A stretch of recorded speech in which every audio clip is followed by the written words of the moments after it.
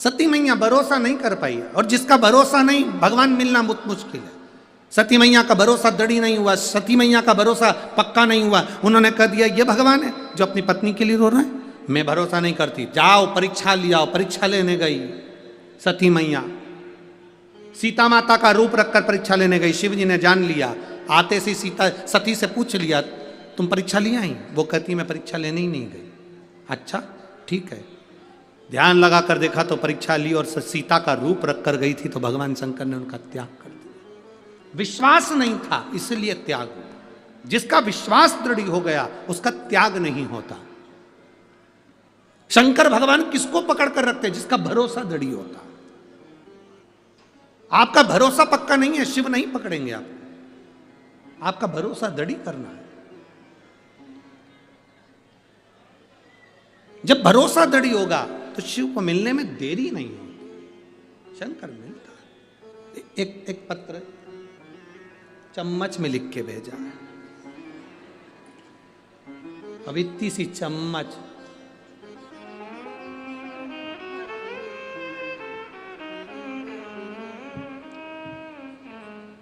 और पत्र में नाम तो केवल एक जरा सा लिखा है और एड्रेस पूरा नहीं लिखा है, बस लिख दिया रेखा। अब कजन कितनी रेखा बैठी होगी, मुंबई वाली नहीं आ जाए।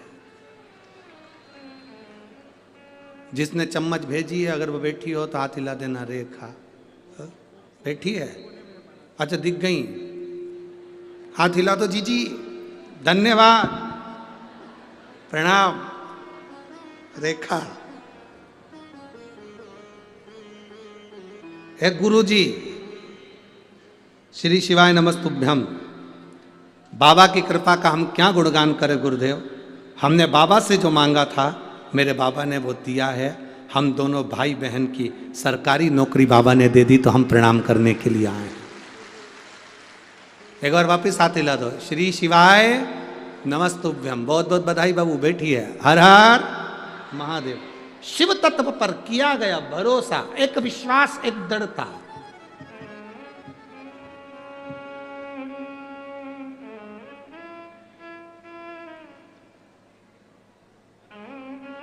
ये अपने भीतर की दृढ़ता होना चाहिए। उसके सहारे, उसके भरोसे रहोगे तो जिंदगी की सार्थकता अपने आप सिद्ध हो, अपने आप।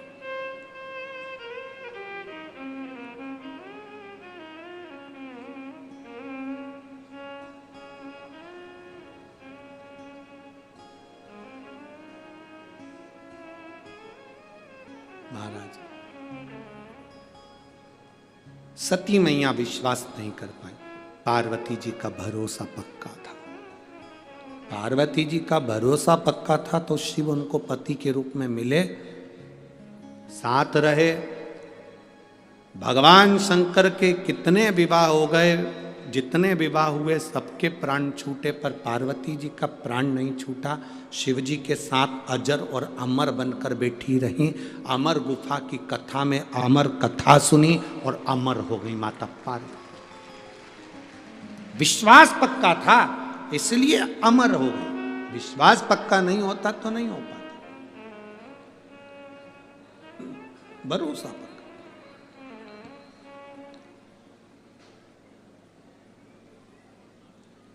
थोड़ा समय लग सकता है, थोड़ी देरी हो सकती है। कोहरा हटेगा, ट्रेन सही समय पर आ जाएगी। अभी जितनी भी ट्रेनें चल रही हैं सब 4 घंटा, 5 घंटा, 6 घंटा, 7 घंटा लेट चल रही है। हम भी ट्रेन से ही आने वाले थे, पर हमारे मेहता जी बोले कि बहुत ट्रेनें लेट चल रही हैं, खबर करा सीहोर। तो फिर हमने कहा कि पंढरपुर से चल रहे हैं तो एक काम करते हैं यहीं से डायरेक्ट चले जाए। हम भी ट्रेन से आते, पर 4-5 घंटा लेट। तो पूछा प्लेटफार्म पर खड़े हो, रेलवे स्टेशन पर खड़े हो, तो वहाँ आवाज़ आती है ये ट्रेन निर्धारित समय से इतने घंटे लेट चल रही। कारण कोहरा है।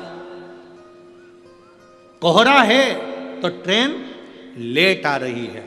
उसी तरह जब हमारे भीतर काम, आसक्ति, लोभ, वासना, तृष्णा का कोहरा इस हृदय पर छाया रहता है तो परमात्मा भी लेट मिल पाता है और भक्ति भी लेट हो पाती है। लेट, निर्धारित समय से इतने घंटे लेट चल रही है।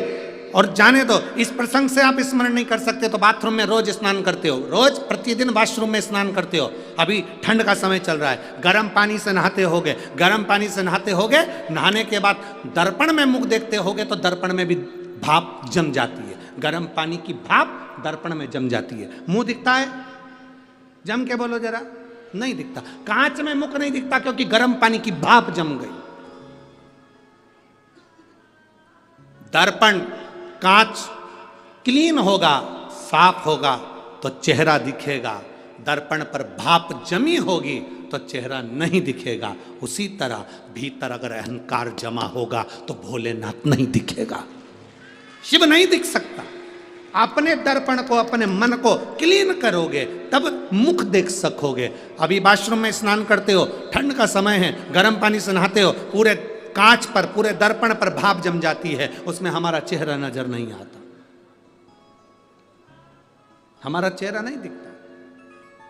अहंकार की भाप जमी है इस मन के सामने, आत्मा के सम्मुख में। जब निकलेगी तब तुम परमात्मा का दर्शन कर पाओ। भीतर से भाप समाप्त होना चाहिए तो परमात्मा मिलेगा, वरना परमात्मा मिलेगा कैसे? शिव प्राप्ति कैसे होगी? और फिर दुनिया कुछ भी कहे,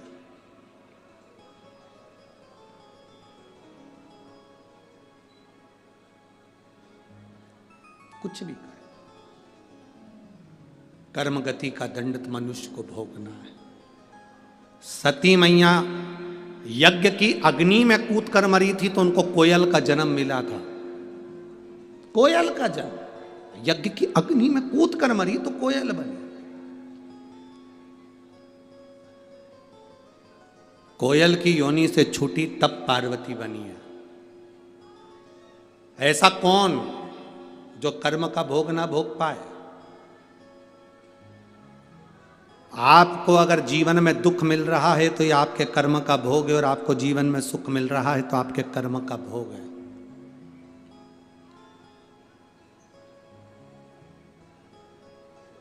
देवकी मैया और वसुदेव जी कारागार में बंद थे।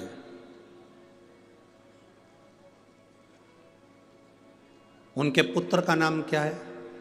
जम के बोलो जरा, जम के बोलो, जम के। केवल कृष्ण की भगवान कृष्ण, जम के बोलो जरा, भगवान कृष्ण। देवकी और वसुदेव जी कारागार में बंद हैं और उनके पुत्र का नाम है भगवान कृष्ण।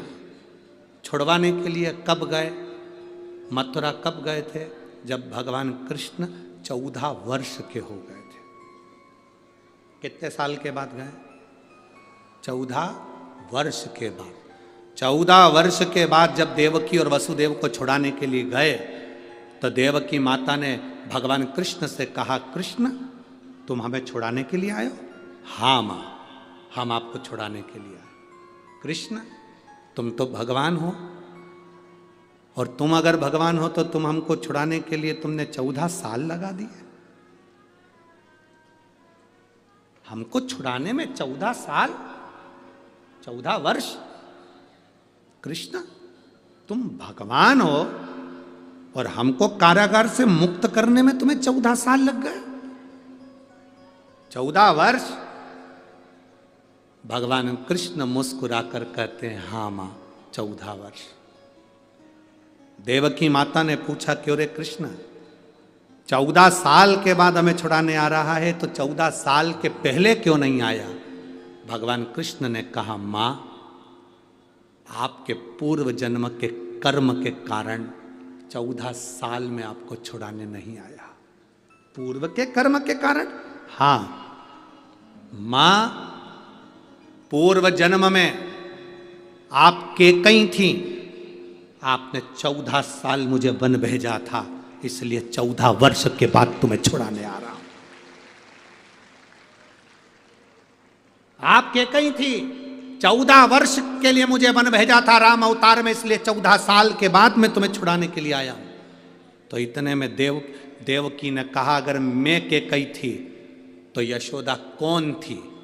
तो भगवान कृष्ण ने कहा, वो कौशल्या थी, जो अपने बेटे का 14 साल लाड़ लड़ाने के लिए इंतजार करती रही। वो मेरी माता कौशल्या 14 साल अपने बेटे को गले से लगाने के लिए रोती रही, 14 वर्ष अपने बेटे को छाती से लगाने के लिए रोती रही, 14 वर्ष अपने बेटे को खिलाने के लिए रोती रही, 14 साल अपने बेटे को पानी पिलाने के लिए रोती रही, 14 वर्ष अपने बेटे को गोदी में बिठाने के लिए रोती रही।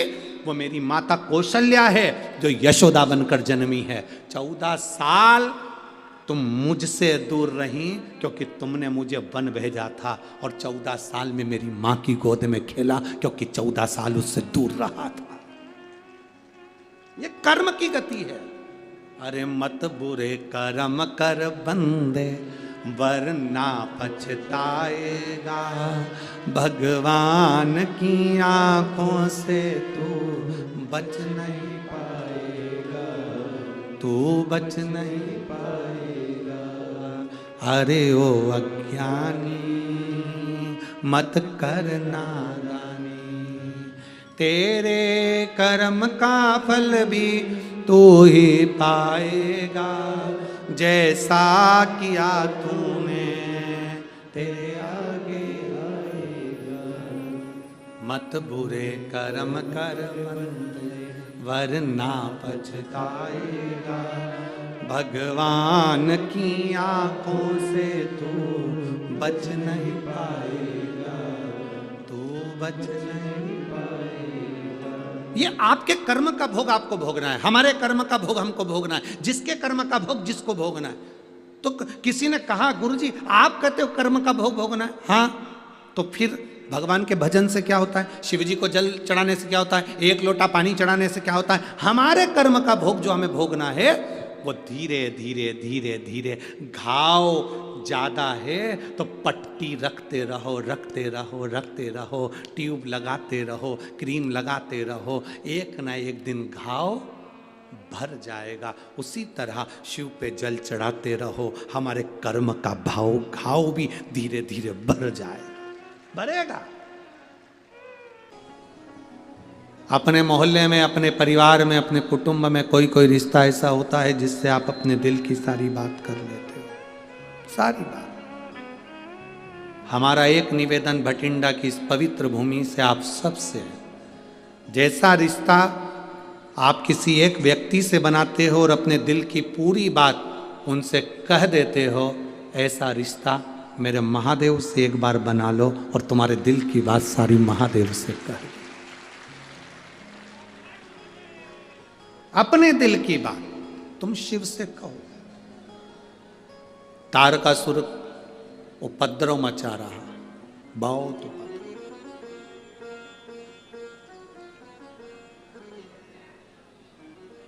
शंकर भगवान ने माता पार्वती जी से कहा कि ये तारकासुर असुर है, राक्षस है, उपद्रव मचा रहा है, और बहुत उपद्रव ये मचा रहा है। हमें तारकासुर ने वर मांगा था कि मैं मरूं तो शंकर जी के पुत्र के द्वारा मरूं, ये वर मांगा।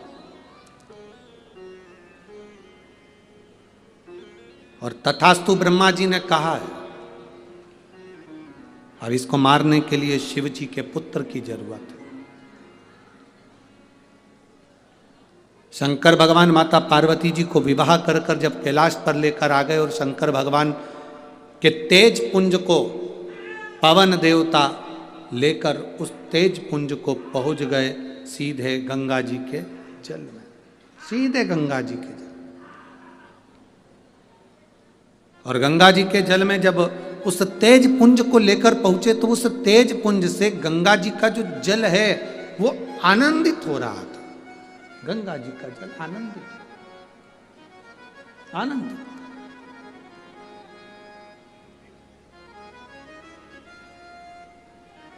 जब देखा गंगा जी के जल से, शंकर भगवान के तेज पुंज से 6 पुत्रों ने जन्म ले लिया। 6 पुत्र। अब गंगा मैया बड़ी विचित्र, गंगा मैया ने भी सोचा कि ये 6 पुत्रों को तो मैं पाल लूंगी। गंगा मैया 6 ही बेटों को अपनी गोदी में लेकर बैठती और वो 6 ही बेटे एक साथ रोते, एक साथ दूध पीने के लिए रोते, एक साथ जल पीने के लिए रोते। गंगा मैया तकलीफ में आई। उन्होंने ऋषियों की धर्मपत्नी कृतिकाओं को बुलाया। ऋषियों की धर्मपत्नी कृतिका है और कृतिकाओं से कहा कि ये इन पुत्रों को आप संभालो। कृतिकाओं ने 6 पुत्रों को अलग अलग संभाला। जब संभालना प्रारंभ करा तो 6 पुत्र रोते तो एक साथ, दूध पीते तो एक साथ, बड़ी दुखी होती कृतिकाएं। उन्होंने 6 पुत्रों को गंगा जी के रज पर सुलाया, हाथ में गंगा जी का जल लिया। अगर हमारा तेज पक्का है, हमारे पति के चरणों में हमारी प्रीति है और परमात्मा की दृष्टि हम पर है, तो ये 6 एक हो जाएं। 6 ही शरीर जुड़ गए, मुख 6 हो गए, शरीर एक हो गया। कृतिकाओं ने एक करा, इसलिए उनका नाम कार्तिकेय हो गया, जो कि तारकासुर का वध करे। 6 एक हो गए। अब एक समझने वाला प्रसंग यहां पर है, बहुत बहुत ध्यान देने वाला प्रसंग है। कभी जिंदगी में मौका मिल जाए गंगा जी के घाट जाने का, कभी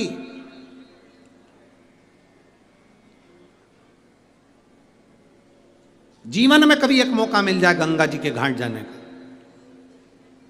और गंगा जी के तट पर अगर आप पहुंचे हैं, गंगा का स्नान करने के लिए गए हैं, अगर गंगा के तट का कंकर मिल जाए तो 7 बार हाथ की अंजलि में लेकर उस कंकर पर जल छोड़ दो।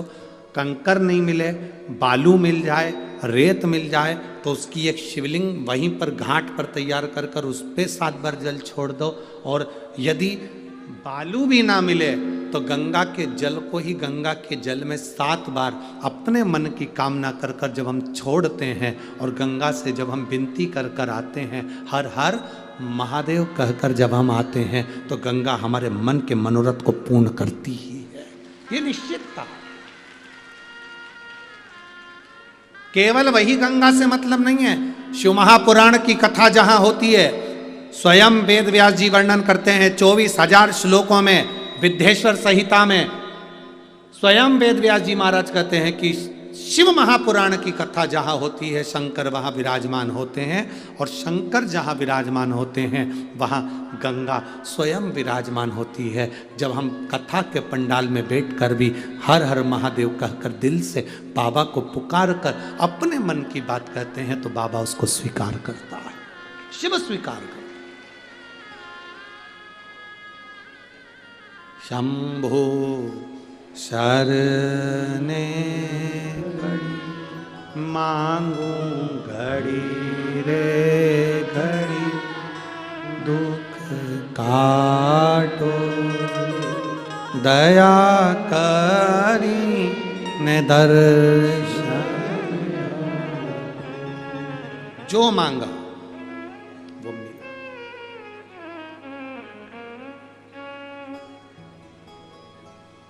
किसी भूखे को भोजन कराना पुण्य है कि नहीं? बोलो जल्दी से, जम के बोलो जरा।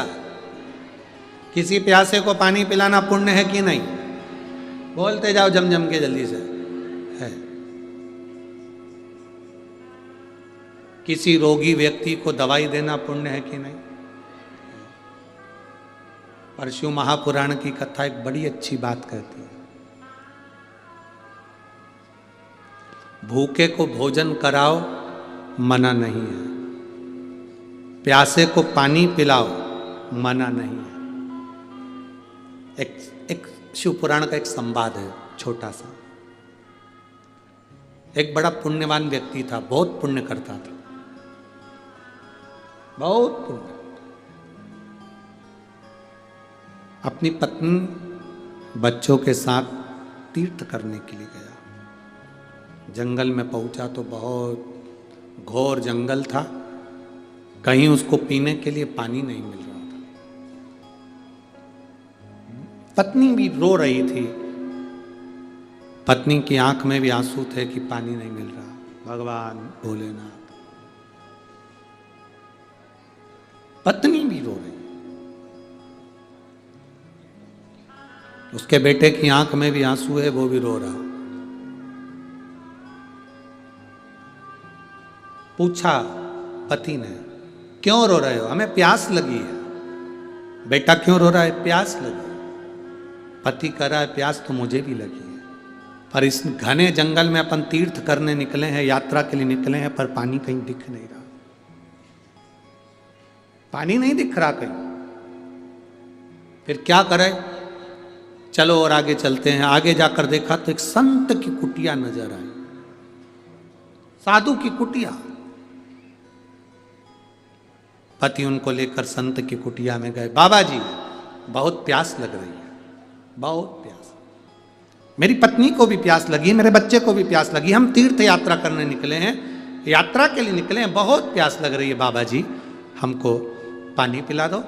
संत ने कहा, यहाँ से थोड़ी दूर पर जाओगे, लेफ्ट में मुड़ोगे, आगे वहाँ पर एक सुंदर सा सरोवर है, तालाब है, वहाँ पानी बहुत मीठा है, वहाँ पी लो,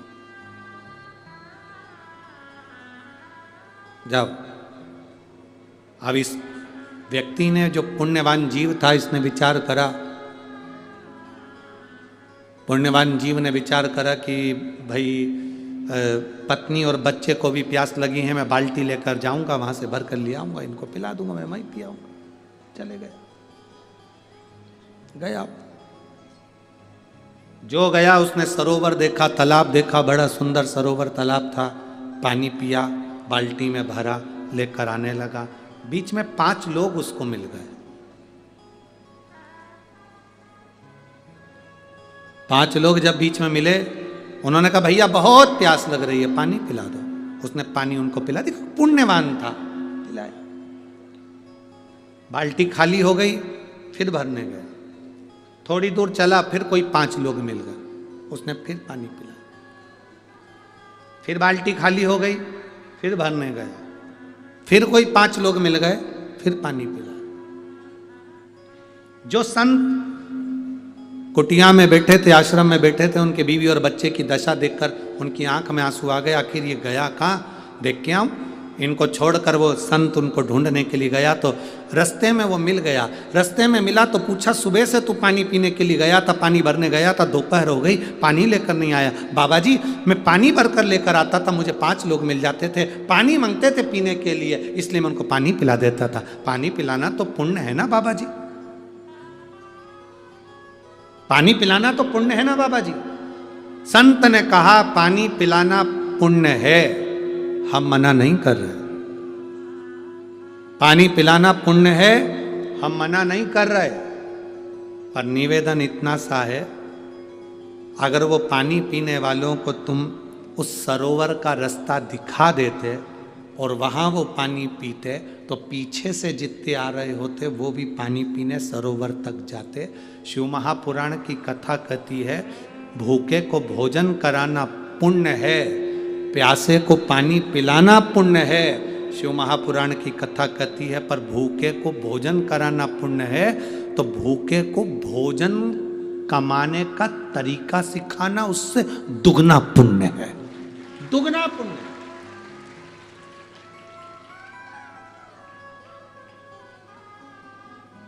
भिखारी को भिक्षा दो, मना नहीं है, हम मना नहीं करेंगे, क्योंकि कल से भिखारी आंदोलन पर बैठ जाएंगे हमारे नाम पे। आप भिखारी को भिक्षा दो, हम मना नहीं करेंगे, भिखारी को भीख दो, हम मना नहीं करेंगे, पर भिखारी भीख ही ना मांगे, उसके लिए एक पहल करो कि कहीं उससे कहो, कब तक भीख मांगेगा, कब तक मांगेगा, चल मैं तुझे किसी दुकान पर काम पे लगा देता हूँ, 200-500-1000 रुपये मिलेंगे तो तेरी भी जिंदगी चलेगी और तेरी शान सत्ता बढ़ेगी, तो भिखारी नहीं कहलाएगा। पर दुनिया में ऐसे कई लोग ऐसे हैं जो भिखारी की भिखारी रहना पसंद करते हैं, वो बढ़ना ही नहीं चाहते, भूखे को भोजन कराना पुण्य है, पर भूखे व्यक्ति को कब तक भोजन कराओगे? उसको कमाने का तरीका सिखाओ कि हम रोटी कैसे कमा सकते हैं, हम रोटी कैसे ला सकते हैं, हम अपना घर कैसे चला सकते हैं।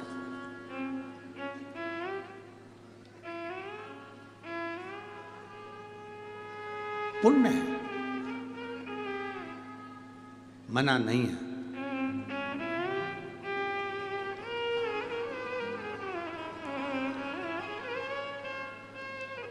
आज का व्यक्ति इतना विचित्र हो गया है,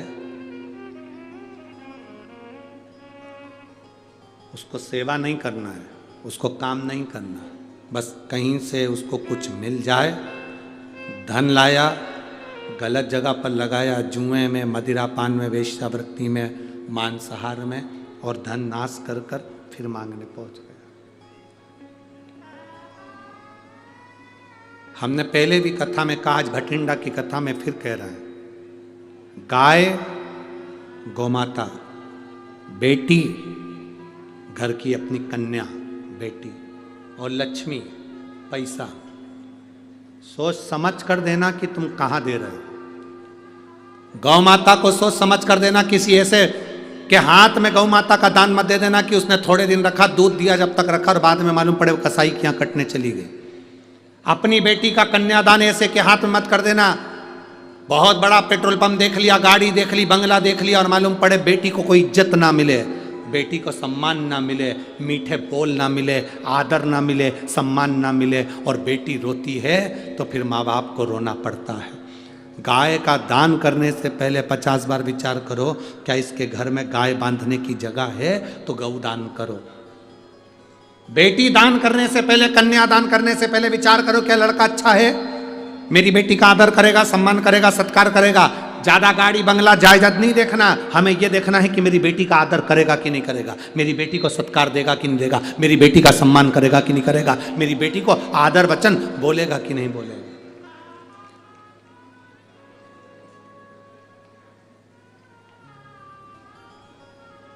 और लक्ष्मी पैसा, ऐसे भिखारी के कटोरे में मत दो जो लेकर जाए और बाद में मदिरा में लगा दे, जुए में लगा दे, मांसाहार में, वेश्यावृत्ति में लगा दे। गाय गलत जगह जाती है तो रोती है, तो दान करने वाले को रोना पड़ता है। बेटी गलत जगह चली जाती है तो कन्या दान करने वाले को रोना पड़ता है, और लक्ष्मी गलत जगह चली जाती है तो दान करने वाले को रोना पड़ता है। रोना पड़ता है। गलत जगह पर मत जाने दो। धन का सही उपयोग।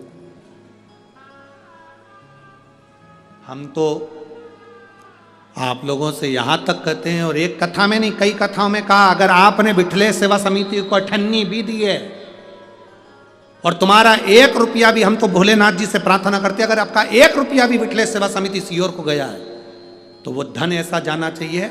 भगवान से ये प्रार्थना कर कर देना कि ये धन जैसे समिति में गया है, वैसे एक दिन हम भी सीहोर कुबेरेश्वर धाम पर आकर देखें कि हमने जो 2 रुपया दिया था वो सही जगह लगा कि नहीं लगा।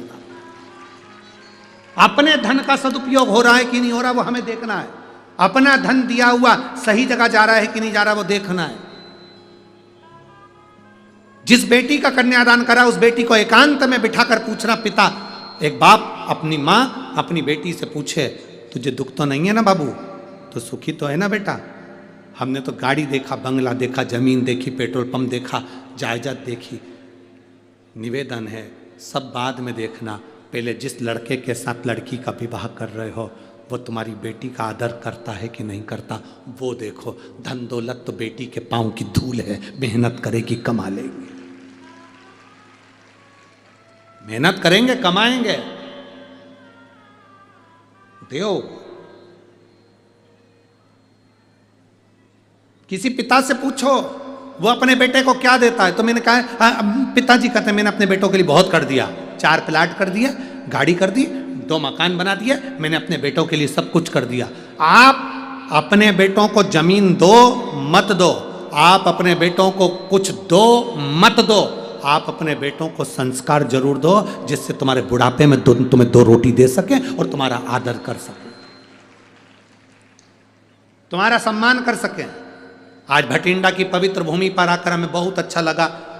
इस ग्राउंड के चारों तरफ रोड है, इस ग्राउंड के चारों तरफ गेट हैं, 9-10 गेट इस ग्राउंड के आसपास में बने हुए हैं। और जिस गेट से निकलते हैं उस गेट के आसपास में लोग, कोई भंडारा कर रहा, कोई केसर का दूध पिला रहा, कोई बिस्कुट खिला रहा, कोई चाय पिला रहा।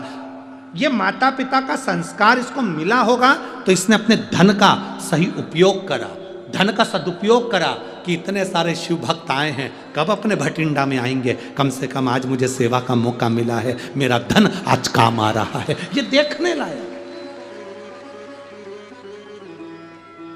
जोड़ जोड़ के आखिरी में भरकर बहुत जोड़ा छोड़ा। एकदम सहज रहो, सरल, बहुत ज्यादा वीआईपी मत बनना, बहुत ज्यादा अप टू डेट नहीं बनना, एकदम सरल। एक होता है 2000 का नोट और एक होता है 1 का सिक्का। सिक्का आज तक बंद नहीं हुआ, 2000 का नोट बंद। चिल्लर जैसे रहो, चिल्लर। चिल्लर देखी है? अरे बोलो तो जम क्या है? चिल्लर जन्म से लेके मरे तक चिल्लर काम आती है, जन्म से मरे तक चिल्लर काम आती है। पान की दुकान से शोरूम तक चिल्लर काम आती है। 2000 का नोट तो किसी किसी के पास होता था, और इतना वीआईपी नोट था, बैंक से निकला था वापिस बैंक में चले गया, कहीं तो देख ही नहीं पाए। इतने वीआईपी मत बनना कि तुमको कोई देख ना पाए, इतने वीआईपी मत बनना कि जेब में ही पड़े रहो, इतने वीआईपी मत बनना कि बैग में बंद की बंद रहो, इतने वीआईपी मत बनना बैग से निकले वापिस बैंक में जमा हो। चिल्लर चिल्लर जैसे रहो, एकदम कहीं पर भी मिल जाओ, कहीं पर सरल, एकदम सरल।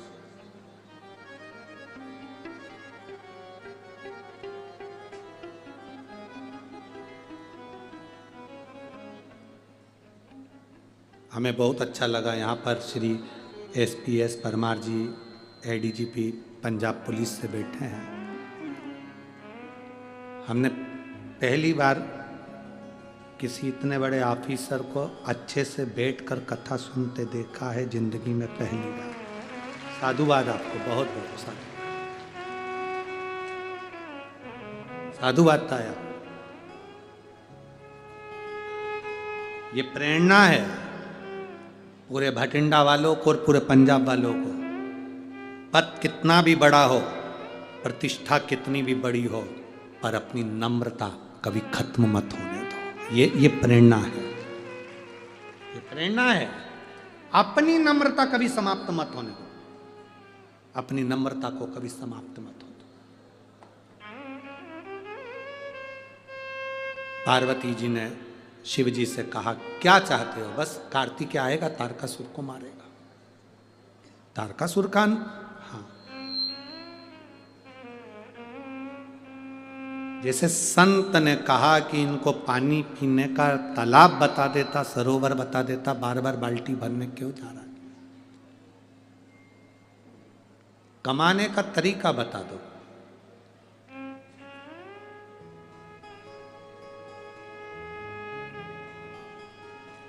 भिक्षा मांगने का तरीका नहीं, कमाने का तरीका बता दो कि ऐसे कमाई हो सकती है और तुम जाओ। अब ये मांगा मांगी नहीं, मांगना है तो भोलेनाथ से मांगो। 21,600 श्वास रोज भगवान तुमको प्रदान कर रहा है तो कुछ सोच समझ के दे रहा होगा। उसको यूं ही गंवाने के लिए परमात्मा इन श्वासों को नहीं दिया है कि हम यूं ही गंवा दें उसको, यूं ही समाप्त कर दें उसको।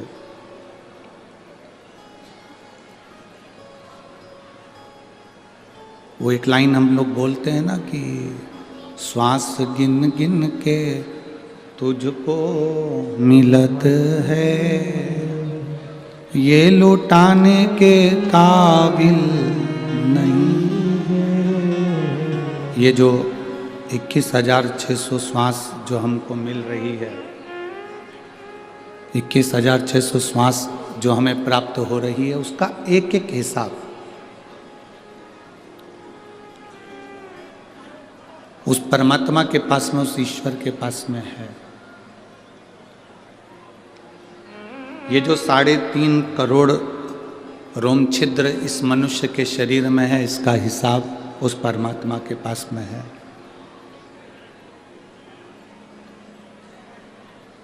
एक एक रोम छिद्र का हिसाब उस परमात्मा के पास में है, एक एक श्वास का हिसाब उस परमात्मा के पास में है।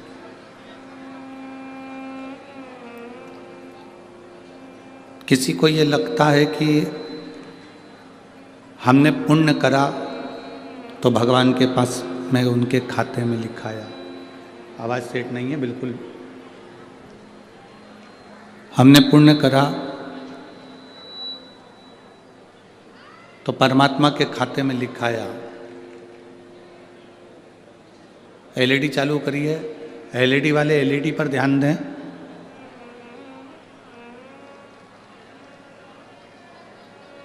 हम जब पुण्य करते हैं, हम जब सत्कर्म करते हैं, हम जब पुण्य करते हैं तो हमको लगता है कि हमने पुण्य करा तो परमात्मा ने अपने खाते में लिखा। हमारे पुण्य पर परमात्मा की दृष्टि है।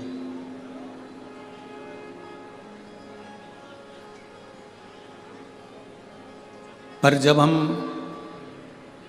पाप करते हैं, बेकार काम करते हैं, तो हमको लगता है कि वो परमात्मा ने हमारा काम देखा ही नहीं।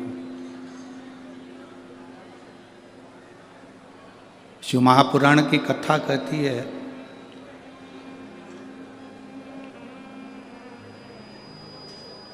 तुम्हारे पुण्य को परमात्मा को अपनी कॉपी में लिखना नहीं पड़ता। तुम्हारे पुण्य को परमात्मा अपनी कॉपी में, क्योंकि तुम्हारा पुण्य वो लिखता नहीं है। तुम्हारा पुण्य तुम्हारे चेहरे से, तुम्हारे स्वरूप से झलकता है, इसलिए पुण्य को लिखने की जरूरत नहीं पड़ती। परमात्मा की कॉपी में पाप लिखाना जरूरी होता है।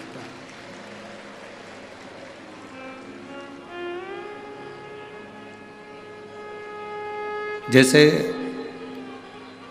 हम सहज भाषा में कहें कि क्रीम की जो चमक होती है, क्रीम की चमक कुछ महीने की होती है, क्रीम की चमक कुछ दिन की होती है। पर शिव महापुराण की कथा कहती है, जब हमारा कर्म अच्छा होता है तो क्रीम की चमक भले कुछ दिन की हो, पर अच्छे कर्म की चमक मरते दम तक रहती है, आखिरी तक रहती है, अंतिम बिंदु तक। इसीलिए बार बार आप लोगों से कहा जाता है कि मत बुरे कर्म कर बंदे, वरना पछताएगा। भगवान की आँखों से तू बच नहीं पाएगा, तू बच नहीं पाएगा।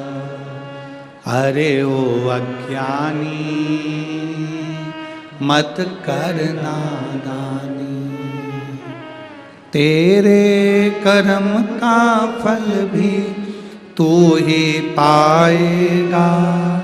जैसा किया तूने तेरे आगे आएगा। मत बुरे कर्म कर बंदे, वरना पछताएगा। भगवान की आँखों से तू बच नहीं पाएगा, तू बच नहीं पाएगा। क्रीम की चमक थोड़े दिन की है, पर अच्छे कर्म की चमक तुम्हारे मरते दम तक रहेगा।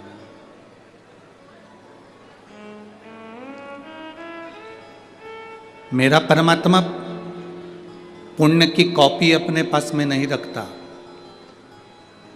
क्योंकि पुण्य आपके चेहरे से झलकता है। मेरा परमात्मा पुण्य की किताब अपने पास में नहीं रखता, क्योंकि पुण्य तुम्हारे वाणी से, तुम्हारे चेहरे से, तुम्हारे स्वरूप से झलकता है। मेरा परमात्मा अगर रखता है तो पाप की डायरी अपने पास में रखता है कि इसने पाप कर्म क्या करा।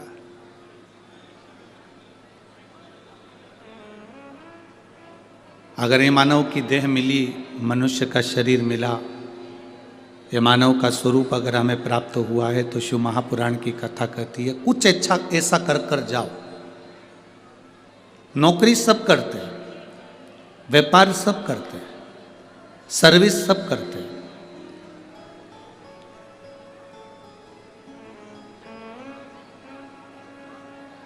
नौकरी सब कर रहे हैं, व्यापार सब कर रहे हैं, सर्विस सब कर रहे हैं, काम धंधा सब कर रहे हैं, सब लगे हैं कहीं ना कहीं किसी ना किसी रूप में।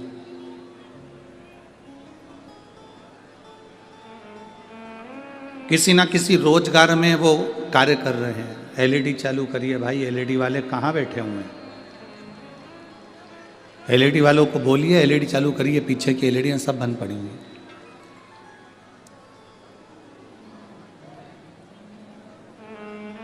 महाराज, ऐसा कोई व्यक्ति नहीं जो अपने कर्म में तल्लीन नहीं।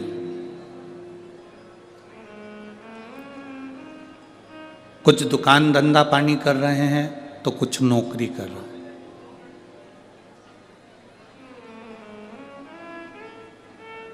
कुछ सब्जी का ठेला भी लगा रहे हैं, कुछ व्यापार भी कर रहे हैं। हर व्यक्ति कुछ ना कुछ कर रहा है।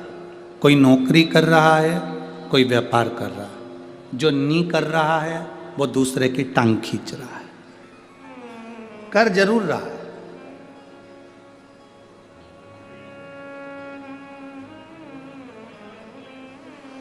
शिव महापुराण की कथा कहती है अपनी जिंदगी में कभी हार मत मानो।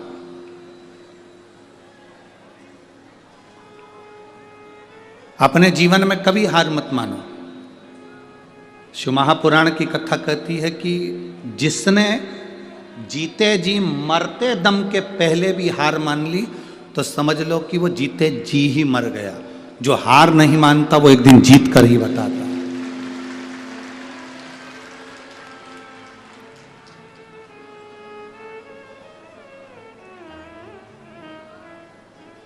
हम किस चीज के लिए हार माने? कई माताएं कहती हैं कि बस गुरुजी मेरी बहू आ जाए एकदम फ्री हो जाऊंगी मैं।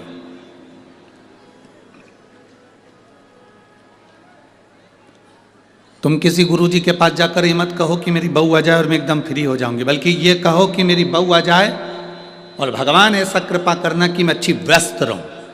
फ्री रहूंगी तो बीमार पड़ जाऊंगी, व्यस्त रहूंगी तो मस्त रहूंगी। तो मुझे इतना व्यस्त रखना कि मैं फ्री ना रह पाऊं।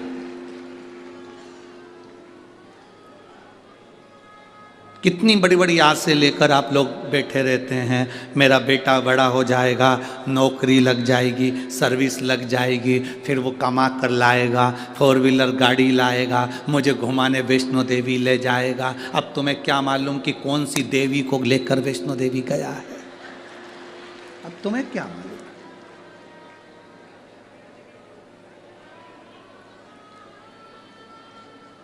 कितनी बड़ी बड़ी आस आप लोग जोड़कर बैठे हो। मेरी बहू आ जाएगी, मुझे गरम गरम भोजन देगी, गरम गरम खाना देगी। अब वो गरम गरम खाना दे रही कि डंडे दे रही, अब ये तो वो ही जाने जिसकी आई है। जिसकी आई वो जाने।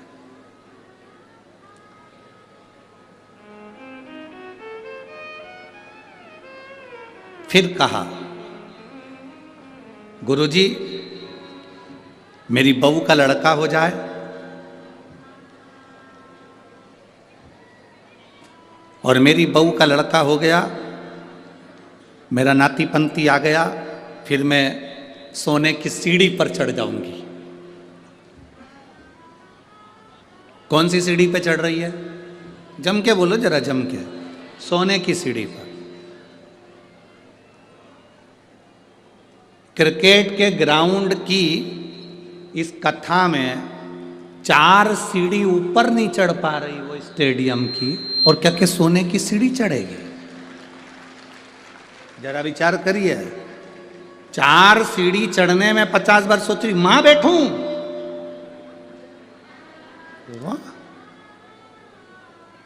भैया मेरे से तो नहीं चढ़ी जाए, मैं तो नीचे ही बैठ जाऊं। और आस कितनी है, हे भोलेनाथ, मेरी बहू के घर में छोरा आ जाए, छोरे का छोरा हो जाए, सोने की सीढ़ी चढ़ जाऊं।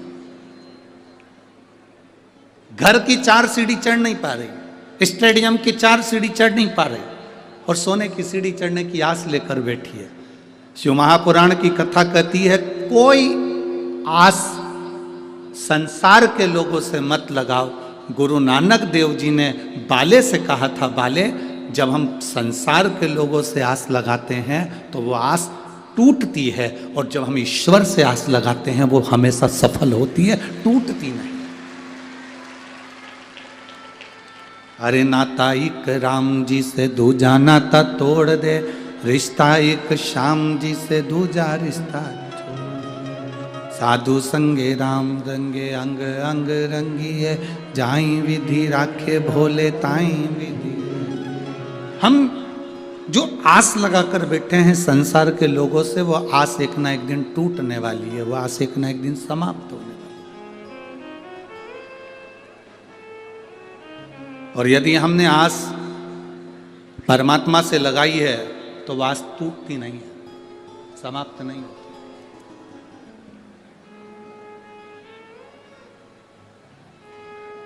ये बड़ी विडंबना है इस चीज के लिए।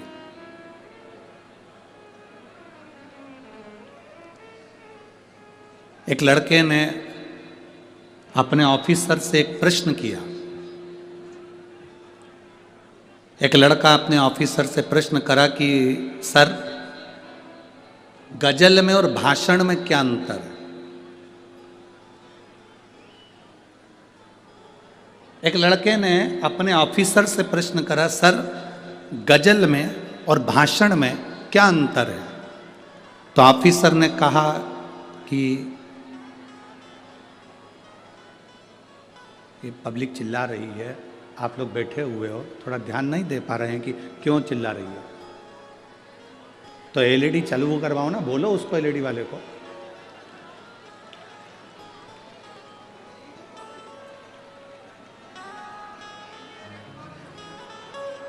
एलईडी वाला नहीं है।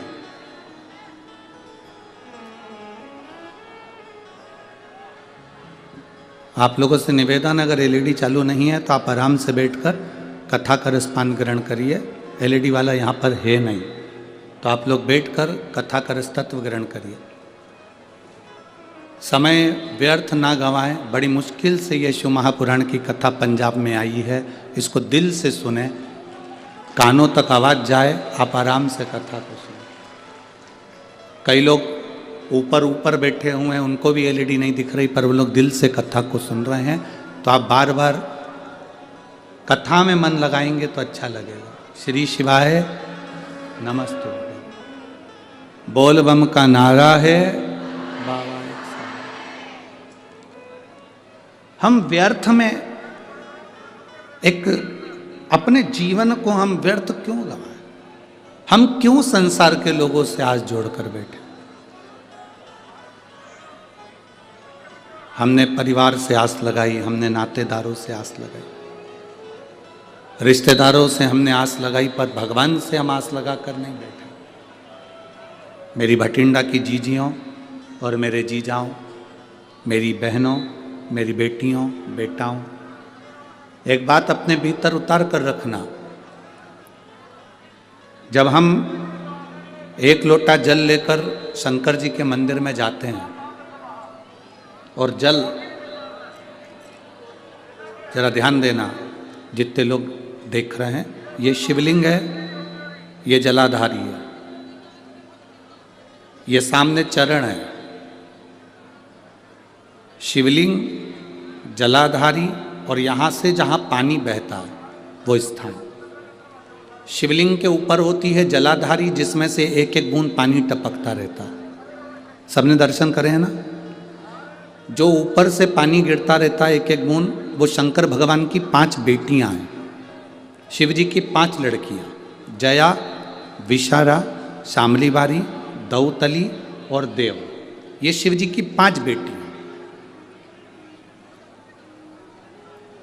इन 5 बेटियों का नाम हमने पहले भी आपको कहा। रात्रि को जो नींद की गोली खाकर सोता है, उससे हम निवेदन करेंगे कि 1 हफ्ते आप नींद की गोली मत खाओ। पलंग पर सोने से पहले मोबाइल बंद करने के बाद हाथ में थोड़ा सा जल लो। जया, विषहरा, सामरी बारी, दौतली, देव, 5 लड़कियों का नाम लेकर आचमन कर कर आप सो जाइए। आपको नींद की गोली खाने की जरूरत नहीं पड़ेगी। सुबह आराम से आपकी नींद खुलेगी, आपको जरूरत ही नहीं पड़ेगी। आप शिव जी की 5 बेटियों का स्मरण करना प्रारंभ करिए, आपको उसका लाभ मिलेगा।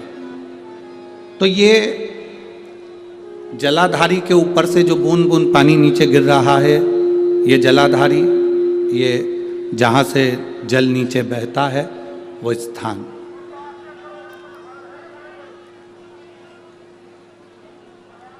जिस व्यक्ति ने अपनी जीवन काल में परिवार से, कुटुंब से आस नहीं लगाई, भगवान को अगर जल चढ़ाने के लिए, शिवलिंग पर जल चढ़ाने के लिए शिव मंदिर जा रहे हो और तुम्हारे को लगता है कि आज मेरा ये कार्य है और बाबा तुम मुझे पूरा करना, आज मैंने संसार वालों से आस नहीं लगाई, आपसे आस लगाई है, तो जल चढ़ाने के तरीके को बदल लो। हाथ में जो जल है उस जल को यहाँ जो अशोक सुंदरी का स्थान है, यहाँ से जल चढ़ाते चढ़ाते शिवलिंग पर पूरा जल समर्पित कर दो। 1 या 2 बार कर कर देखना, आपको दुनिया से आस लगाने की जरूरत नहीं पड़ेगी, बाबा आपका कार्य सफल जरूर करेगा। थोड़ा सा तरीका चेंज है जल चढ़ाने। अशोक सुंदरी से चालू करोगे, शिवलिंग तक लेकर जाओ। अशोक सुंदरी से ये जो जलाधारी जल बहता है, यहाँ से चालू कर कर शिवलिंग तक उस जल को लेकर जाओगे। जब हम भगवान देवाधिदेव महादेव को जल चढ़ाते हैं, उसके 5 अलग अलग तरीके हैं। बहुत सावधानी से सुनना कथा, आपकी और हमारी जिंदगी की सार्थकता को सिद्ध करने वाली कथा। आज पंजाब की इस पवित्र भूमि पर अगर ये प्रसंग निकला है तो इसको आप अगर सुनेंगे तो आपका जीवन सार्थक होगा। शिव जी को 5 तरह से जल चढ़ाने का तरीका है। जैसे पंचामृत होता है, दूध, दही, शहद, घी, शक्कर, ये सब पंचामृत के अंतर्गत आते हैं, उसी तरह शंकर जी को 5 तरह से जल चढ़ाने का क्रम वर्णित किया गया। अब उसको समझेंगे, बहुत सावधानी से समझिएगा। पहला, जल लेकर आए, सीधे डायरेक्ट शंकर भगवान के शिवलिंग पर चढ़ा दिया, ये प्रथम जल का चढ़ाने का तरीका। दूसरा, जहां से पानी बहकर जाता है, जहां से जल बहकर जा रहा है, उसके ठीक विपरीत जल उत्तर में जा रहा है, आप दक्षिण में खड़े होंगे और दक्षिण में खड़े होकर उत्तर की ओर मुख करेंगे और शिव जी को जल समर्पित करेंगे। ये रोग मुक्ति करने वाला है और हमारे रोग पर हमें विजय प्रदान करने वाला। ये जल चढ़ाने का तरीका। एक सीधे मंदिर में गए, लोटा भरकर जल उठाया, शिव जी को चढ़ा दिया। दूसरा जल, जहाँ से पानी बहता है, शिव जी का चढ़ा हुआ जल जहाँ से बहकर जाता है, उसके ठीक विपरीत में शिव जी का जल इधर जा रहा है तो तुम यहाँ खड़े हो, तुम यहाँ बैठो, यहाँ मत बैठना, यहाँ मत बैठना, इधर बैठो। अगर रोग का निवारण है तो यहाँ बैठकर। तीसरा, अशोक सुंदरी से जल चढ़ाते चढ़ाते शिवलिंग तक लेकर जाना और शंकर भगवान के शिवलिंग पर पूर्ण जल समर्पित करना। ये तीसरा तरीका, ये कार्य की सिद्धता के लिए। हम जब किसी से आस ना लगाकर परमात्मा से विनती करते हैं तो वो विनती करने का तरीका। तीसरा। चौथा, शिव जी पे चढ़ा हुआ जल 5 जगह पर समर्पित करना। गणेश जी, कार्तिकेय, अशोक सुंदरी, शिवलिंग और जलाधारी। ये चौथा क्रम है।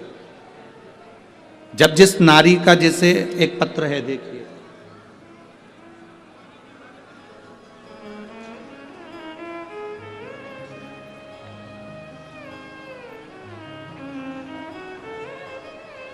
मेरा नाम मोनिका है, मेरे पति का नाम संजय सिंह है।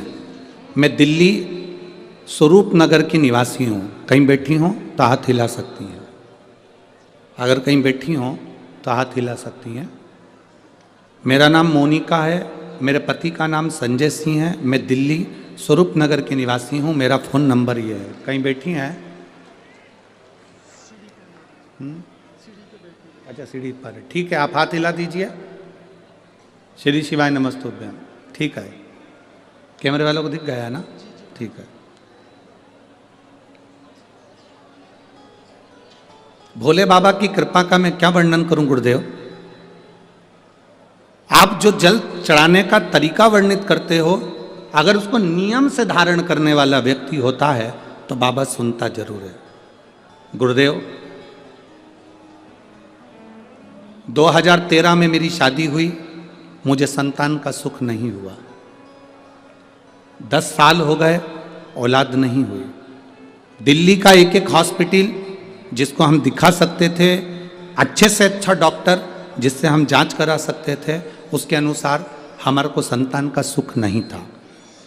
आयुर्वेदिक डॉक्टर, अंग्रेजी दवाई, होम्योपैथिक सब कराई, IVF भी कराया तो भी संतान का सुख नहीं आया। आखिरी में डॉक्टर ने कह दिया इधर उधर मत भटको, तुम्हें संतान नहीं होगी। जिसने जहाँ कहा हम वहाँ पर भी गए, गोदी भरवाई, झोली भरवाई, पर संतान नहीं है। गुरुदेव, मेरे बाबा की कृपा किसको कहते हैं? आपने बेलपत्री के वृक्ष के नीचे जल चढ़ाना, उसमें से जल बचाकर शिवजी को समर्पित करना, सफ़ेद आंकड़े की जड़ का प्रयोग करना, ये बताया था। और मेरे बाबा की कृपा से मेरा गर्भ ठेरा। मेरे बाबा ने मुझे आज 10 साल के बाद औलाद दी है। मैं उसको यहाँ प्रणाम कराने के लिए लेकर आई हूँ, उसको नमन कराने के लिए लाई। बच्चा लाए हैं क्या साथ में? बाबू को लाए हैं क्या? नहीं लाए? ठीक है, मैं प्रणाम करने के लिए लाई हूँ। गुरुदेव, बाबा बाबा है। बैठिए बहन। शिव तत्व है। एक जल चढ़ाने का तरीका, शिवजी को हम जो जल चढ़ाते हैं उसका एक तरीका भी हमारी जिंदगी में अगर हमने उसको स्मरण में रख लिया तो हमारी कार्य की सिद्धता को सिद्ध कर देता है, हमें सफलता की ओर लेकर चले जाता है।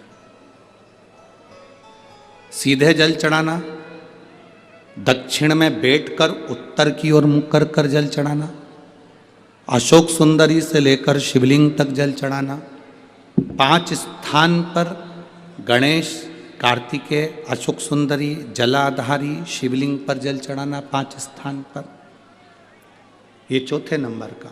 और 5वां जल समर्पित करना,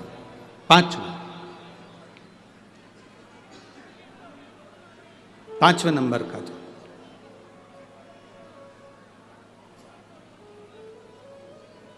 शिवजी को 5म नंबर का जो जल आता है, जो जलाधारी है, ऊपर जिसमें पानी भरा रहता है और नीचे एक एक बूंद टपकता रहता है, जलाधारी में जल समर्पित कर कर उसी जल को बचाकर अशोक सुंदरी वाली जगह पर थोड़ा सा चढ़ाकर उसी में से जल शिवलिंग पर जब हम समर्पित करते हैं तो हम जिस कार्य के लिए जा रहे हैं वो कार्य सफल होता ही है।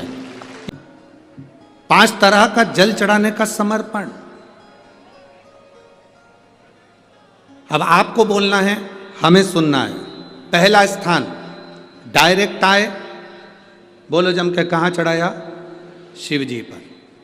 दूसरे नंबर का जम के बोलते जाओ, दक्षिण में बैठकर उत्तर की ओर मुख कर कर शिवलिंग पर समर्पित करना।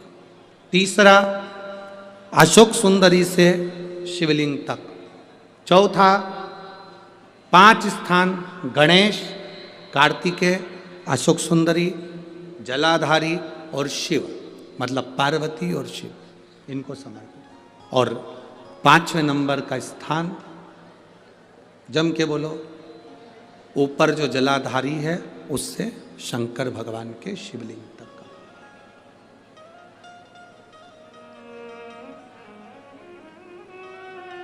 कोई कोई दवा। अब कई लोग कहते हैं गुरुजी ये क्या तरीका है आपका? शिव जी को डायरेक्ट जल चढ़ाने का तरीका होता है, तुमने तो 5 तरह का तरीका बता दिया। कभी कभी डॉक्टर के पास जाओगे, वो ग्लूकोज की बोतल चढ़ाता है। बोलो चढ़ाता है कि नहीं चढ़ाता? अब तुम डॉक्टर से कह दो साहब ये ग्लूकोज की बोतल मत चढ़ाओ, मैं तो इसको पी जाती हूं, डॉक्टर साहब बोलेगा कि पी जाओ इसको? बोलो तो जम के, नहीं ना, डॉक्टर मना करेगा, नहीं नहीं, इसको तो तुम्हें निडल द्वारा शरीर में धीरे धीरे नस के द्वारा इसको लेना पड़ेगा और ये पी नहीं सकते, ये ग्लूकोज की बोतल है, इसको तो आप डायरेक्ट पियोगे नहीं, इसको हम डायरेक्ट पीने नहीं देंगे, दवाई होगी पीने देगा, गोली होगी खाने देगा, ग्लूकोज की बोतल होगी उसको निडल के द्वारा चढ़ाएगा, वो पीने नहीं देगा। उसी तरह अलग अलग तरीके की दवा अलग अलग तरीके से ली जाती है। कोई दवाई डॉक्टर कहता है रात को लेना, कोई दवाई सुबह लेना, कोई कहेगा दोपहर में लेना, कोई कहेगा कि इसको दूध से लेना, कोई कहेगा इसको पानी से लेना, तो ये उसके तरीका अलग है, हमें उस तरह से वो दवाई असर करती है। और तेरा ही दिया मैंने खाया पिया है, तेरा शुक्रिया है, तेरा शुक्रिया है, मुझे भोले बाबा ने बहुत दे दिया है, तेरा शुक्रिया है, तेरा शुक्रिया। शिव को मनाने का तरीका अलग अलग है, हम उसको समझें बस।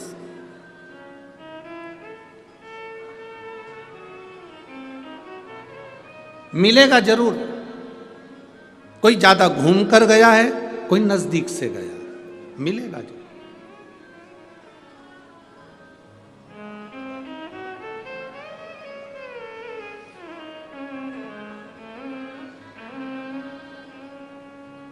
कई लोग ऐसे हैं जो कहते हैं गुरुजी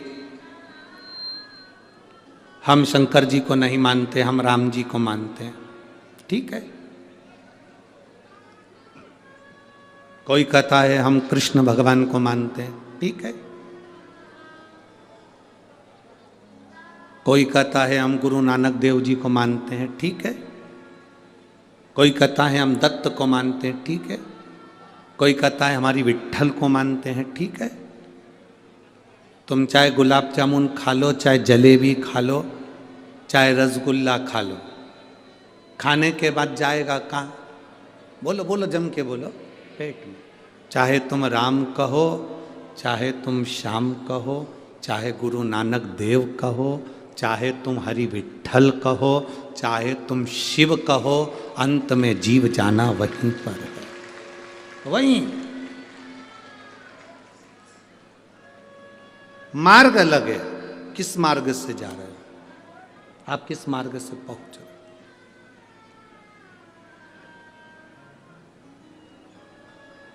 आपकी भक्ति का मार्ग जितना प्रबल होगा, बस निवेदन इतना सा है, आप जिसको भजो उसको पक्का भजना। घर में कच्चा भोजन बन जाए, भटूरा बनाया छोले के साथ खाने के लिए और भटूरा कच्चा की कच्चा रह जाए तो छोले से अच्छा लगेगा। राजमे की सब्जी बनाई, राजमा कच्चा रह गया तो सब्जी अच्छी लगेगी। चने की सब्जी बनाई, चना कच्चा रह गया तो अच्छी लगेगी। मक्का की रोटी बनाई, मक्का की रोटी कच्ची रह जाए तो अच्छी लगेगी। सरसों का साग बनाया, सरसों का साग कच्चा रह गया तो अच्छा लगेगा। पूरा पकना चाहिए। सब्जी चावल गेहूं पक गया तो भोजन में स्वाद आया। उसी तरह आप जिसको भजो, तुम्हारी मर्जी पड़े उसका भजन करो, राम हो कृष्ण हो नानक हो, तुम जिसको भजना चाहो उसको भजो, पर तुम उसको इतना पक्का भजना, इतना पक्का भजना कि स्वाद आ जाए और तुम्हें परमात्मा का चरण मिले।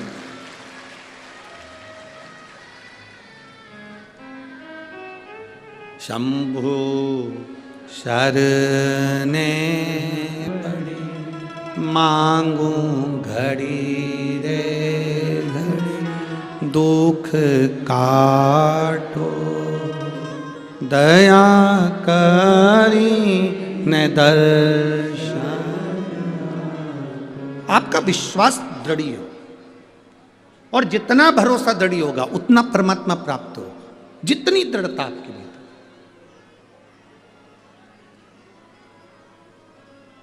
अगर भरोसा पक्का नहीं है तो परमात्मा नहीं मिल सकता, आप कितना ही प्रयास करें। यदि परमात्मा के प्रति एक विश्वास दृढ़ है, मिलेगा। एक व्यक्ति ने प्रवचन में सुना कि जब कोई गिरता है तो उसको भगवान अपनी गोदी में झेल लेता है। जब कोई गिरता है उसको भगवान अपनी गोदी में झेल लेता है, उसको भगवान अपनी गोदी में उठा लेता है। उसने सुना और विचार करा कि गुरुजी प्रवचन में कह रहे थे जब कोई गिरता है तो उसको भगवान झेलता है, गोदी में उठा लेता है। उसने कहा आज मैं गिर के देखता हूं। सामने कुआं था और वो कुएं पे चढ़ गया, कूदने ही वाला था कुएं के अंदर कि मैं भी तो देखूं भगवान मुझे झेलता है कि नहीं झेलता, उठाता है कि नहीं उठाता। कुएं में कूदने वाला था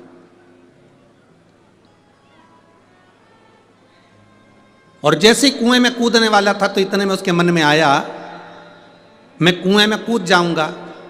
पंडित जी ने तो प्रवचन में कहा है कि भगवान झेलता है, और अगर मैं कुएं में गिर गया और भगवान मुझे झेलने नहीं आया तो पंडित जी का क्या जाएगा, अपन निपट जाएंगे।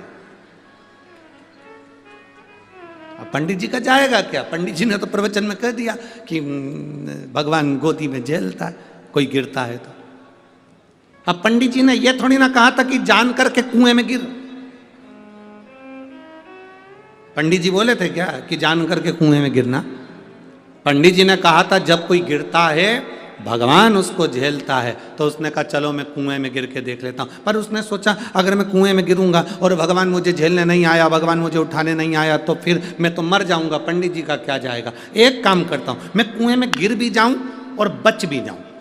अगर भगवान नहीं आया तो मैं बच भी जाऊं। तो उसका एक साधन है, अपने पांव को रस्सी से बांधता हूं और कुएं में लटक जाता हूं। अब पांव को उसने रस्सी में बांधा, कुएं ने पेड़ से रस्सी को बांधा और कुएं में गिर गया। भगवान उसको झेलने के लिए नहीं आया, भोलेनाथ उसको लेने के लिए नहीं आए, परमात्मा उसको लेने नहीं आए,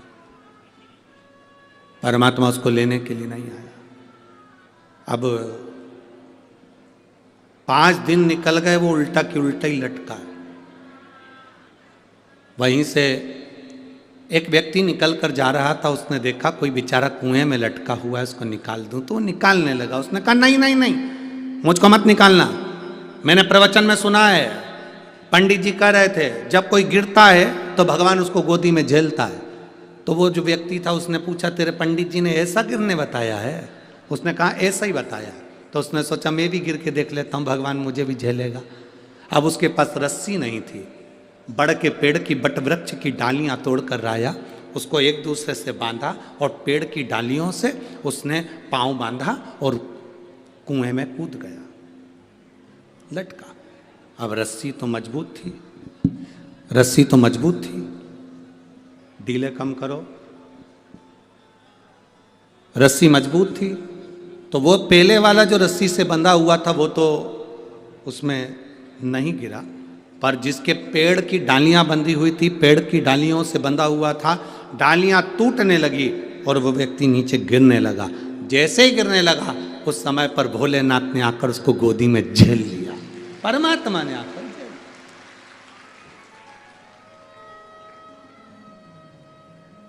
अब परमात्मा ने उसको गोदी में आकर झेला। जो पहले का लटक रहा था उसने कहा भोलेनाथ मैं 5 दिन पहले का लटक रहा हूं, पहले मुझे झेलो। शंकर जी बोले तुझे तो दुनिया में कोई नहीं झेल सकता। तूने गुरु के वचन पर विश्वास नहीं करा और इस व्यक्ति ने तेरे वचन पर विश्वास कर कर कूद गया।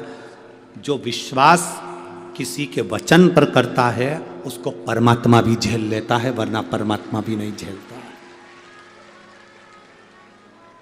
भरोसा जिसका पक्का है, दृढ़ता जिसकी पक्की है, विश्वास जिसका पक्का है, उसे परमात्मा भी अपनी गोदी में झेल लेता है। जिसका विश्वास पक्का नहीं उसे परमात्मा भी नहीं झेलता।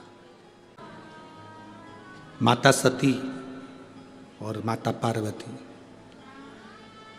माता सती और माता पार्वती, ये दोनों की कथा अगर आप ध्यान से सुनेंगे, स्मरण में लेंगे, तो माता सती और माता पार्वती की कथा अगर ध्यान से स्मरण में लेंगे तो आपके स्मरण में आएगा कि जितना विश्वास माता पार्वती जी ने शिवजी पर करा, उतना विश्वास माता सती नहीं कर पाई।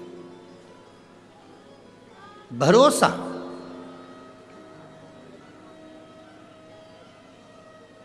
अगर सती मैया विश्वास कर लेती ना तो माता सती को जलकर भस्म नहीं होना पड़ता। अगर सती मैया विश्वास कर लेती तो सती माता के प्राण नहीं जाते। सती मैया ने शिव जी के वचन पर विश्वास नहीं करा, और पार्वती जी ने जितना जितना भोलेनाथ जी बोले हैं उतना उतना उनका भरोसा पक्का हुआ। जितना बोले, आप आए हो शिव महापुराण की कथा में, लाखों की संख्या में पहुंचे हो, पूरे स्टेडियम में कहीं जगह नहीं है।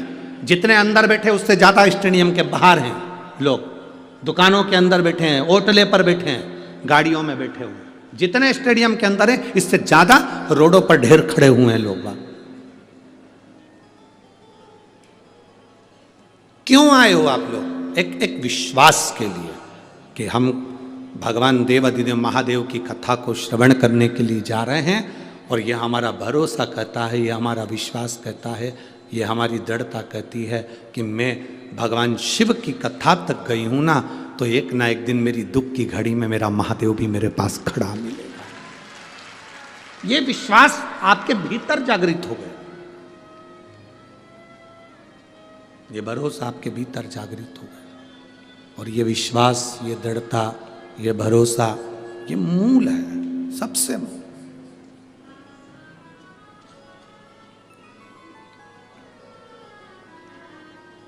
अरे मैंने तेरे ही भरोसे, ओ बाबा तेरे ही भरोसे, हवा बिच उड़ती जावांगी, बाबा डोर हत्तो छड़ी नामे कट्टी जावांगी, भोले मैं तेरी शंभो मैं तेरी पतंग, हवा बिच उड़ती जावांगी, बाबा डोर हत्तो छड़ी नामे कट्टी जावांगी, भोले मैं तेरी पतंग। एक विश्वास हमारे भीतर जागृत हो। शिवजी के मंदिर में जल चढ़ाने जाते हो आप लोग? जम के बोलो जरा, जाते हो? सब जाते हो? ठीक है। भरोसा रखकर जाते हो? पक्का? पूर्ण भरोसा, पूर्ण विश्वास? जिसका भरोसा नहीं हो, विश्वास नहीं हो शंकर जी पे, वो मंदिर मत जाओ। हमारी तरफ से बिल्कुल फ्री, बिल्कुल मत जाओ।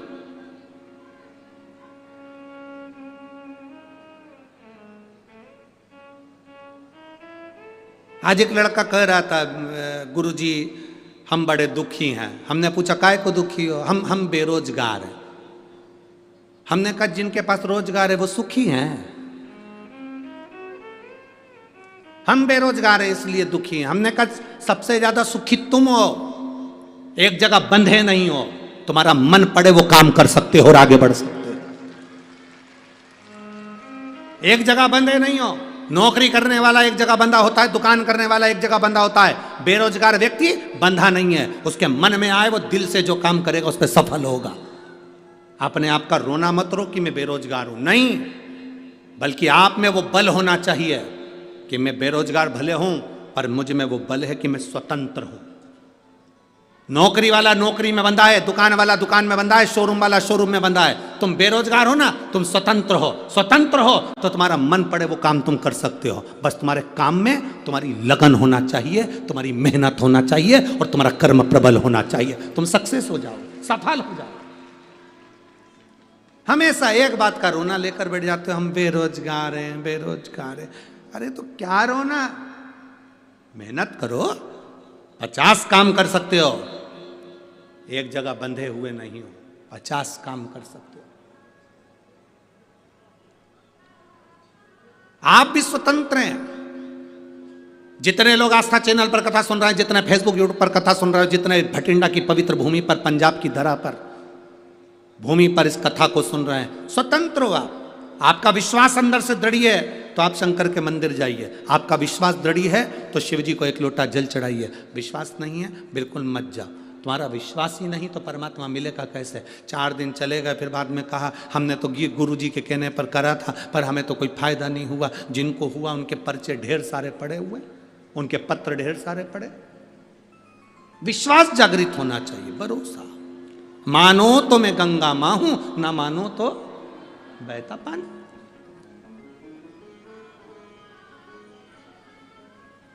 एक मां ने पत्र लिखा, दे रुमाल में लिखा है, और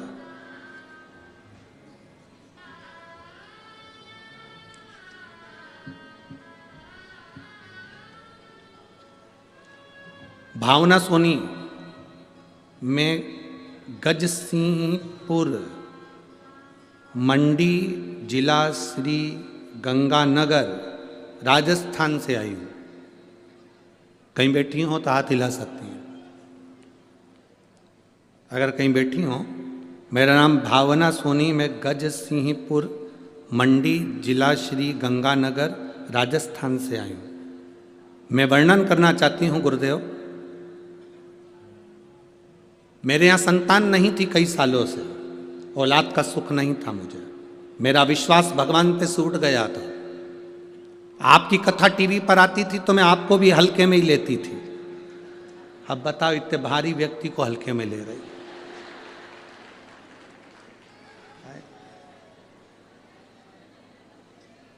अभी तुल के आया था सीहोर से 84 किलो का। अब इतने भारी को इतने हल्के में ले तो कहाँ जाऊं? बताओ, तुम ही बताओ। अब आपको भी मैं हल्के में ही दे रही थी। मेरी सास ने, मेरे रिश्तेदारों ने कहा कथा सुना करो टीवी पर, तो मैंने भी कह दिया, ऐसा ढेर मारा जाता है। एक बात है, पत्र तो तुम लोग जोरदार लिखते हो रहे हो, बहुत जोरदार। इतने पत्र में एक नीचे पत्र पड़ा होगा, बाद में निकाल कर देखना। यहीं की भटिंडा की कोई एक बहन ने लिखा, तुम क्या क्या खाते हो।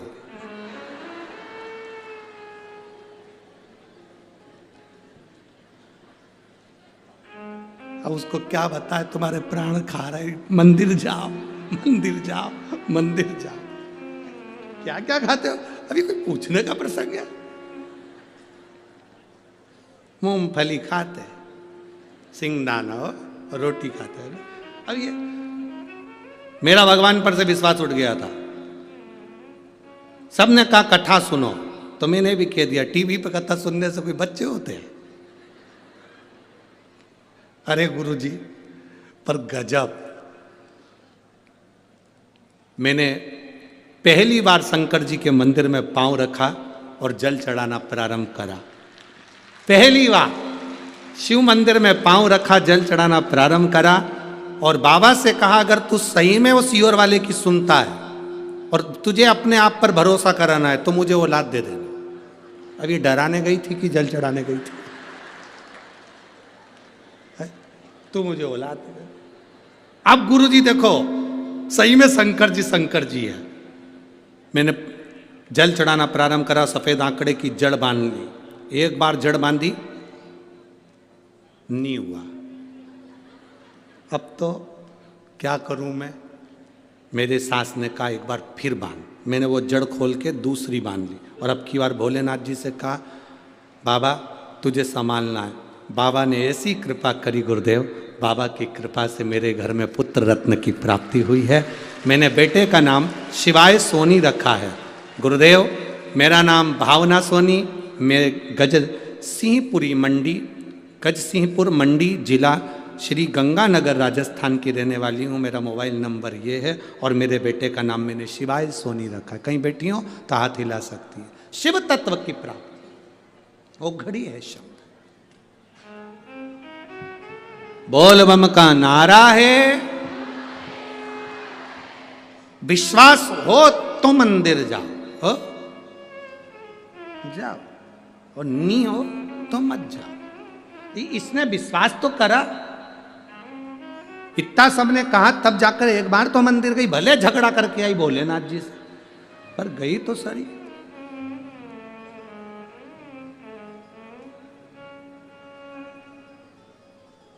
हमारा निवेदन है, पूरी दुनिया वजन के पीछे पड़ी है।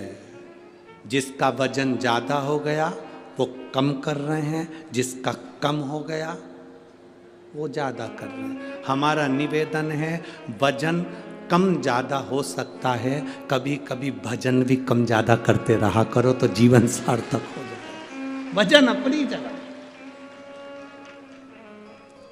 एक विश्वास के साथ परमात्मा के मंदिर जाइए, एक विश्वास के साथ भगवान के दरवाजे पर जाइए। सती मैया ने भरोसा नहीं करा भगवान शंकर के वचन पर, पार्वती जी भरोसा कर ली पूरा, सती मैया भरोसा नहीं करी। भगवान शंकर ने सती से कहा, ये मेरे इष्ट देव हैं जिनकी मैं कथा सुनकर आ रहा हूं। सती मैया को भरोसा नहीं हुआ, भगवान अपनी पत्नी के लिए रो रहे हैं। रामचरितमानस में लिखा, रामायण में वर्णन आया, कुंभज ऋषि के यहां से कथा सुनकर भगवान शंकर आ रहे थे। कुंभज ऋषि जब कथा सुनने के लिए कुंभज बाबा के यहां गए थे, अगस्त ऋषि के यहां गए थे, तो अगस्त ऋषि ने हाथ जोड़कर भगवान शंकर और सती को प्रणाम किया था। सती मैया को लगा कि कथा बाचने वाला हमको प्रणाम कर रहा है। सती मैया को यह नहीं मालूम कि कथा बाचने वाला कथा सुनने वाले को प्रणाम करता है। हम भी यहां आते हैं तो आपके हाथ जोड़ते हैं। बोलो, जोड़ते कि नहीं जोड़ते? आपके हाथ जोड़ते क्यों? क्योंकि तुम सुनने वाले हो, हम बाचने वाले हैं। कथा बाचने वाले से बड़ा होता है कथा सुनने वाला। कथा बाचने वाले से बड़ा होता है कथा सुनने वाला, क्योंकि आप कथा सुनने के लिए आए हो, कथा श्रवण करने के लिए आए हो। और बाचने वाला और सुनने वाले में बहुत अंतर होता है। सुनने वाला कथा सुनने के लिए बैठता है तो जमीन पर बैठता है, और जो जमीन पर बैठता है, जिसके पास जमीन होती है, वो जमींदार कहलाता है। तो तुम सब जमींदार हो, जमीन पर बैठे। कथा वाचने वाला एक चौकी पर बैठता है, जमीन पर बैठे तो जमींदार कहला, और चौकी पर बैठे तो चौकीदार। अब जमींदार बड़ा कि चौकीदार बड़ा? बोलो बोलो, जम के बोलो जरा। जमींदार। जमींदार की मर्जी पड़ी, बैठा तो बैठा, नहीं तो चल दिया। चौकीदार कहां जाएगा? बैठे रहे। जमींदार की मर्जी, बैठा जब तक बैठा, नहीं तो जेब में से निकाल के। और जैसे ही महाराज जी ने भजन गाया, और जैसे ही महाराज जी ने कहा हर हर महादेव, ये तो जमींदार है ना, मर्जी है उसकी।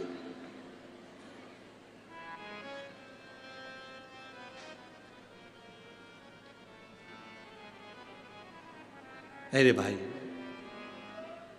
शिव जी ने कहा कि हम जिसकी कथा सुनकर आ रहे हैं, ये वो है, हम जिसकी कथा सुनकर। और देखो, जमींदार और चौकीदार में एक अंतर होता है। चौकीदार एक कथाकार भी होता है, जो भारत की सभ्यता संस्कृति की रक्षा करता है, धर्म की रक्षा करता है, वो भी चौकीदार है।